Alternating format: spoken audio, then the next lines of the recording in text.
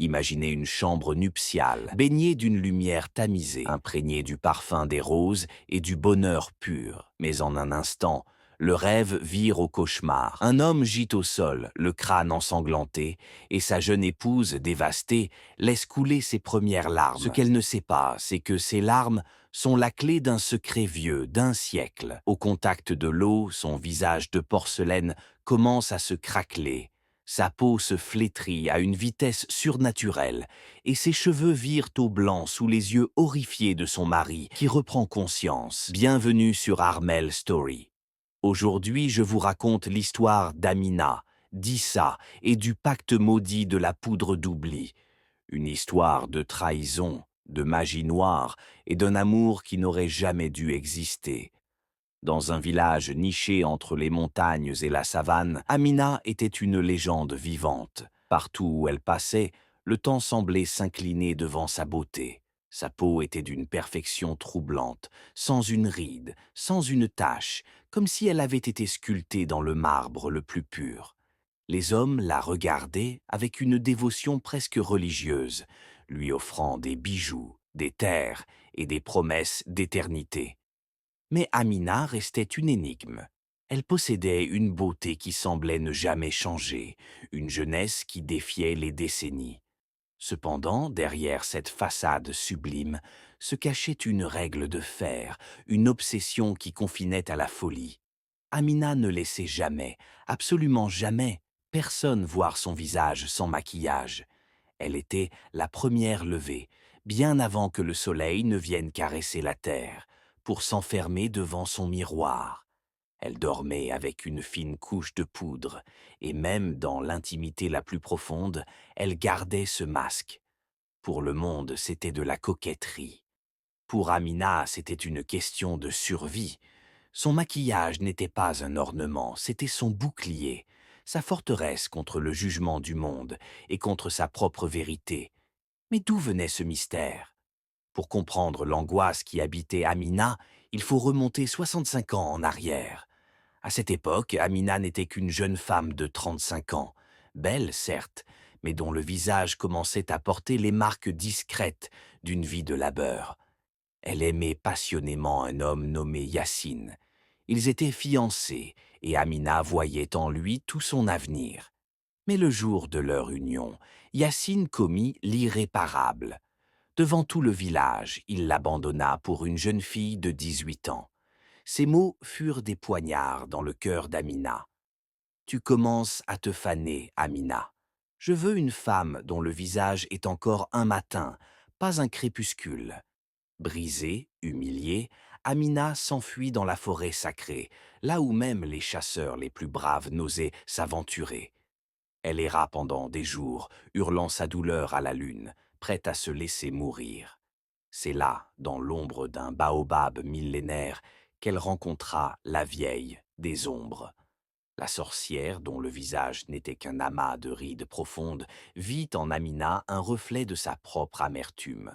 Elle lui offrit un pacte, une poudre magique qui fixerait sa jeunesse pour l'éternité.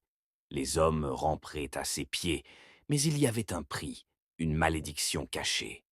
Ta beauté est l'esclave de ta froideur, lui dit la sorcière.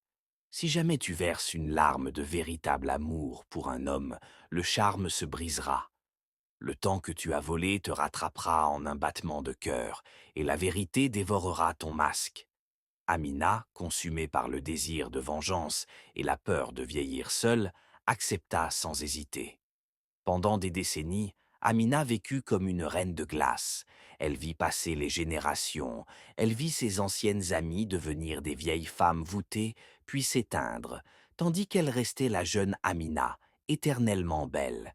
Elle prenait plaisir à séduire les hommes, à les voir s'attacher à elle, pour ensuite les rejeter avec mépris. Elle se sentait puissante, intouchable, jusqu'au jour où elle croisa le chemin d'Issa. Issa n'était pas comme les autres.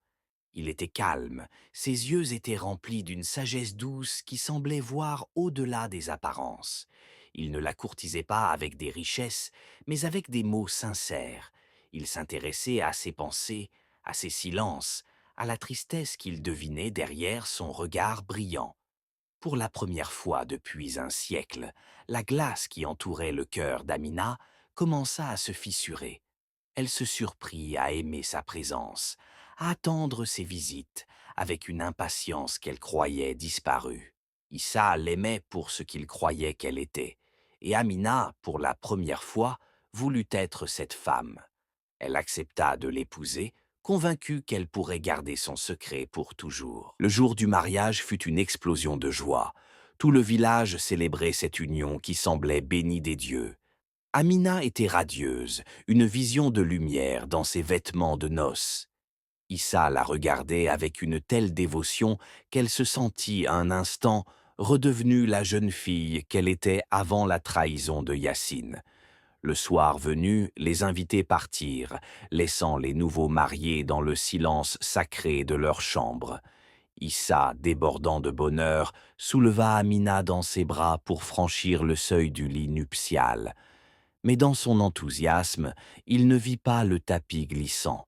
Son pied se déroba, et dans une chute brutale, il heurta violemment le coin tranchant du montant en bois. Le bruit fut sourd, terrifiant. Issa s'effondra au sol, le sang commençant à couler de sa tempe, ses yeux se révulsant avant de se fermer. Amina resta un instant pétrifiée, le souffle coupé. La panique l'envahit. Elle tomba à genoux à ses côtés, criant son nom. Elle pressa ses mains sur la plaie, sentant la chaleur du sang contre sa peau. L'angoisse de perdre le seul être qui l'avait aimée sincèrement depuis 100 ans brisa toutes ses défenses. Elle oublia la sorcière, elle oublia la poudre, elle oublia son masque. Un premier sanglot déchira sa gorge, suivi d'un torrent de larmes incontrôlables. C'est alors que l'horreur commença. Au contact des larmes de véritable amour, la poudre magique commença à bouillir sur son visage. Amina sentit une brûlure atroce, comme si des milliers d'aiguilles, chauffées au rouge, transperçaient de sa peau. Son visage lisse commença à se plisser, à se rider en quelques secondes. Issa, reprenant péniblement connaissance, ouvrit les yeux et poussa un cri qui glaça le sang de tous ceux qui l'auraient entendu. Devant lui, la jeune femme magnifique disparaissait pour laisser place à une vision cauchemardesque. La peau d'Amina devenait grise et sèche comme du parchemin. Ses yeux s'enfonçaient dans leurs orbites. Ses cheveux tombaient par mèches entières, révélant un crâne dégarni et blanc. Le temps, furieux d'avoir été bafoué pendant un siècle, réclamait son dû avec une violence inouïe. Amina essayait de lui parler, de le supplier de ne pas regarder, mais sa voix n'était plus qu'un sifflement caverneux, le râle d'une mourante. Issa recula jusqu'au mur, les mains tremblantes, incapable de reconnaître l'épouse qu'il venait de célébrer. « Qu'es-tu » hurla-t-il dans un mélange de peur et de dégoût. Amina rampa vers lui, ses doigts noueux griffant le sol. « Issa, c'est moi. Pardonne-moi. J'avais trop peur d'être seule. » Mais la transformation était totale. Le mensonge d'un siècle s'était évaporé, ne laissant derrière lui qu'une vieille femme fragile et brisée. Le cœur d'Issa était déchiré entre la pitié et le sentiment d'avoir été monstrueusement trahi. Toute sa relation n'avait été qu'une illusion, un décor de théâtre construit par une femme désespérée. Amina, sentant ses dernières forces la quitter, s'allongea sur le sol, regardant une dernière fois l'homme qu'elle avait aimé. Elle comprit enfin que la beauté éternelle n'était qu'une prison et que le véritable amour ne peut s'épanouir que dans la vérité, aussi imparfaite soit-elle. Elle ferma les yeux et dans un dernier soupir, elle s'éteignit, redevenant poussière sous les yeux d'un mari dont la vie venait de basculer. Au petit matin, Issa quitta la chambre, vieilli de 10 ans en une seule nuit, ne laissant derrière lui que les restes d'un masque qui n'avait jamais pu protéger Amina de la réalité. Mes chers amis d'Armel Story, cette tragédie nous rappelle une vérité fondamentale. On peut tromper le monde entier avec un visage parfait, mais on ne peut pas tromper son propre cœur. La beauté qui ne s'accompagne pas d'honnêteté est une malédiction qui finit toujours par se retourner contre celui qui la porte. Vivre dans le mensonge, c'est s'interdire d'être aimé pour ce que l'on est vraiment. Amina a passé 100 ans à fuir la vieillesse, pour finalement mourir plus seule que jamais. Ne laissez pas la peur du jugement ou des rides vous éloigner de l'authenticité. Ce sont nos cicatrices et nos imperfections qui font de nous des êtres humains capables d'aimer et d'être aimés. Et vous, qu'auriez-vous fait à la place d'Issa? Auriez-vous pu pardonner un tel mensonge par amour? Dites-le moi dans les commentaires. Je lis toutes vos réponses. Si cette histoire vous a touché, laissez un j'aime massif pour soutenir la chaîne. Abonnez-vous à Armel Story pour ne manquer aucune de nos prochaines histoires puissantes. Partagez cette vidéo avec ceux qui accordent trop d'importance aux apparences. Prenez soin de vos âmes, car c'est la seule beauté qui ne fane jamais. C'était Armel Story. Merci pour votre fidélité. Paix sur vous.